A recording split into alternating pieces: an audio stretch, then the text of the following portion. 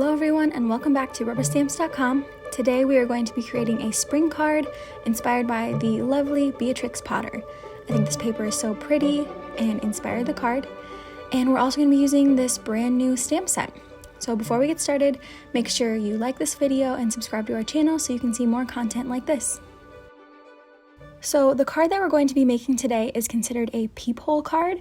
So the first thing that you need to do is cut out an oval shape. I used my Cricut to do this just to make sure that it was perfectly oval, but you need to cut out this oval shape because we're going to use that, trace it onto the paper, and cut out the oval in the actual paper that we're using. But this shape just acts as a stencil and makes the process a little bit easier. So you can see that I cut down the bunny paper to size for the card, and then we're going to take the stencil, flip over the bunny paper, trace it on the back, and then cut out the oval on the bunny paper.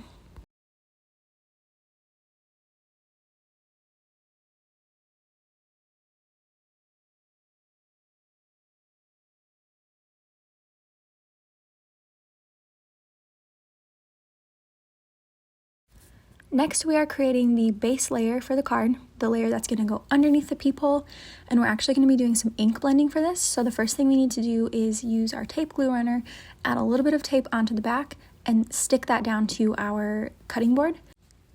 And then we're going to take this French aquamarine and our blending tool, and we're just going to start blending from the center of this paper outwards. So it's going to be darkest in the center and get lighter as you go out, and you're just going to kind of trace along where the oval is going to be once you put the top layer on the top.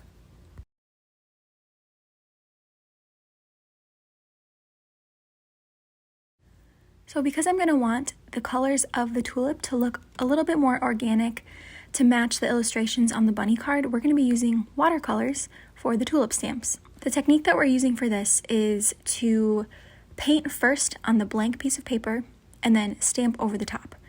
So we don't necessarily need to paint within the lines of the stamp. We want it to look a little bit more organic. So just kind of estimate where the green from the leaves ends and then the pink begins. We're going to do the green of all of the leaves first and stems, and then come back in with the pink afterwards.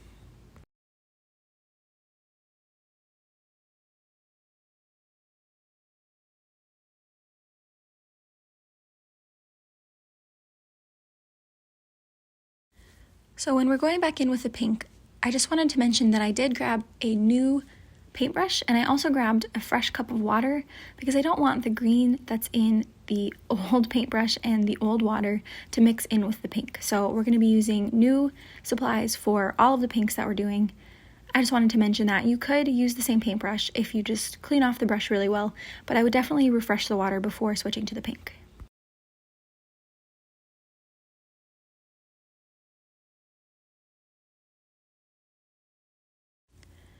And then you're just going to go in and guess where the flower head is going to be. It doesn't have to be perfect. As long as it's in the general area of where the flower is going to be, it's going to look great.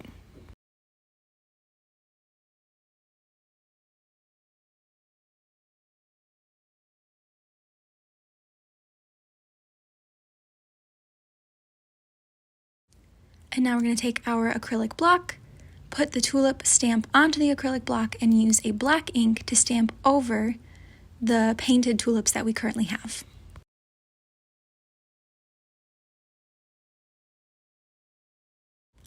And once you have all of your tulips stamped, we're just going to cut them out. So now that we have all of our elements ready to go, we're going to lay them out on the card so that we have a pre-planned idea of where we're going to glue each element on the card.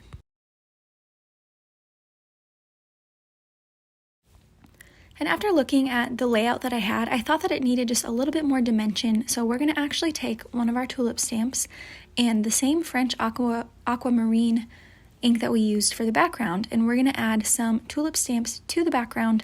I think that will add just a really subtle extra layer that's going to add a bit more dimension to the card.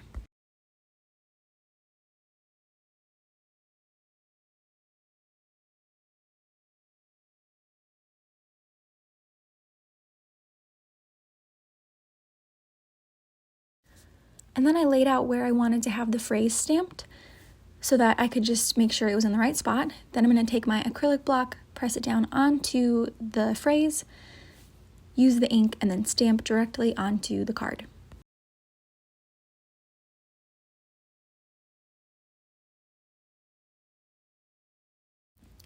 And now you can take your tape glue runner and start gluing the elements down to the card.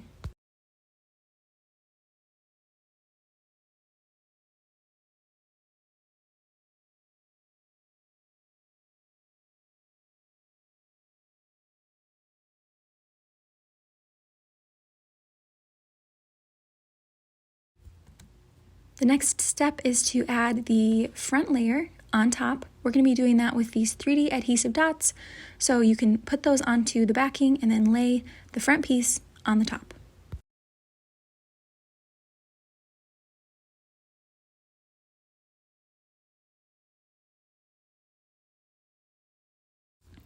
Next, we're going to be adding one more layer underneath the card of this really pretty pattern paper. So we're just going to cut that to size and then glue what we currently have for the card on top of this new patterned paper.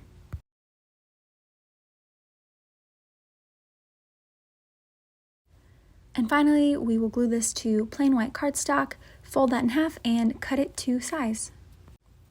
And there we have it. I think this card turned out so pretty. I just love how the watercolor flowers look with the elements on the rest of the card. I think it's super pretty and perfect for spring.